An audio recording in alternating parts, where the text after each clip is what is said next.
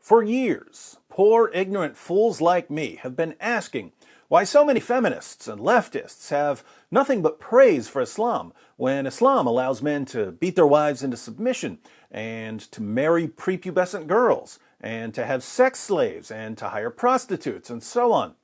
These feminists and leftists assured us not only that Islam was wonderful for women and girls, but also that Muhammad was one of the greatest feminists who ever lived. Sadly, we didn't believe them. We were too focused on actually reading what Muhammad said.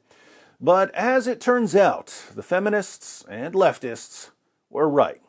Islam liberates women. For example, in the past, in Indonesia, women had to sit on the sidelines and watch men do all the flogging. But now, women in Indonesia aren't merely spectating or being flogged, they're carrying out the floggings. That's progress. AFP reports. The masked woman nervously approaches her target. She ain't the only one who's nervous. Shuffles into position and then unleashes a flurry of lashes, proving herself as the newest member of the first female flogging squad in Indonesia's Aceh province.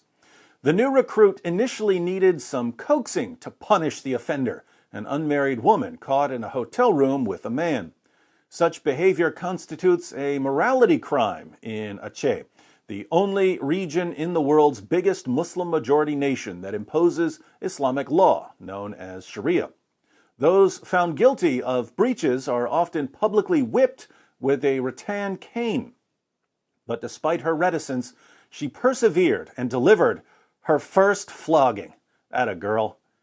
I think she did a good job. Her technique was nice, Banda Aceh Sharia Police Chief Investigator Zakwan, who uses one name, told AFP.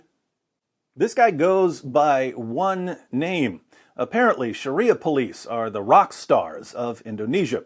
I'm surprised Zakwan doesn't have his own reality show.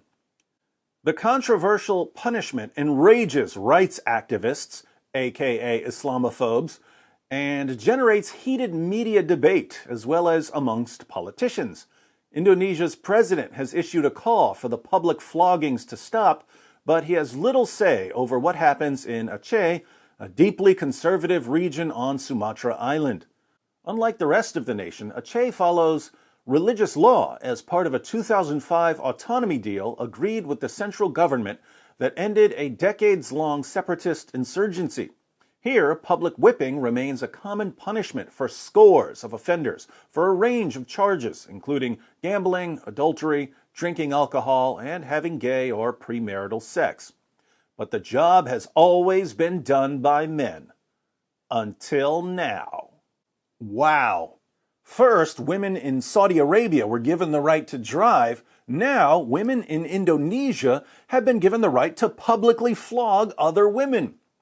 What's next? Sending a female astronaut on one of the numerous Islamic space shuttles headed to the moon?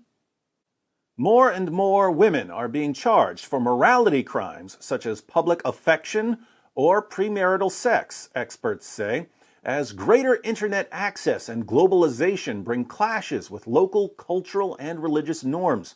Enforcement, too, has increased, and now Aceh says it's trying to follow Islamic law, which calls for women to whip female perpetrators. That's debatable.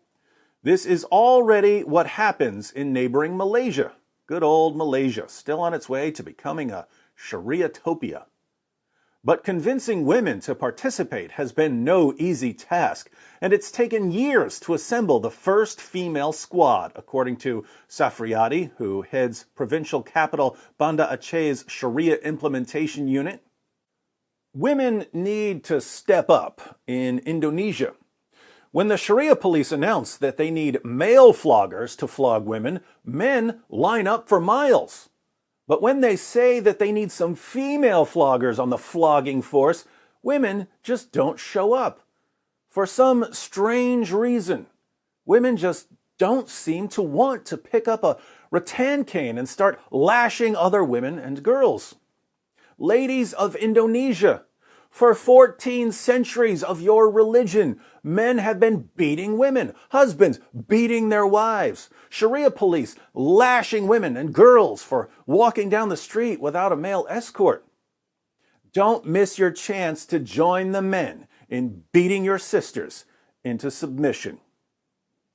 8 women, all Sharia officers, agreed to be floggers and were trained in the appropriate technique and advised how to limit injury. Previously, 12 men performed all the whippings in the city for an unspecified fee. For security reasons, Aceh officials declined to let AFP speak with the floggers, who are outfitted in cloth masks and loose-fitting brown uniforms to hide their identities. We train them to make sure they're physically fit and teach them how to do a proper whipping, Zakwan said. Zakwan has women in the gym doing calisthenics to get them in shape for all the public lashings. But the secret for any whipping is getting past the mental hurdle of lashing fellow citizens. For that, you need to look to God, Zakwan said. It's kind of an indoctrination that we give to them so they have a better understanding of their role. Have no mercy for those who violate God's law, he added. No mercy. No mercy. So, according to the Aceh School of Public Flogging, trainees need to be not only physically fit, but also mentally fit. But they can only be mentally fit by focusing on the great God Allah. Good advice for those of you who are interested in pursuing a career in the rapidly growing field of flogging rebellious women. Hit the treadmill, build up your cardio. Don't forget to work your shoulders and arms and back. Do some stretches. And above all else, study Islam's most trusted sources so you can learn to show no mercy to those who violate Allah's law. Train your body, train your mind, and maybe you can be Indonesia's next top flogger. #Islamic goals.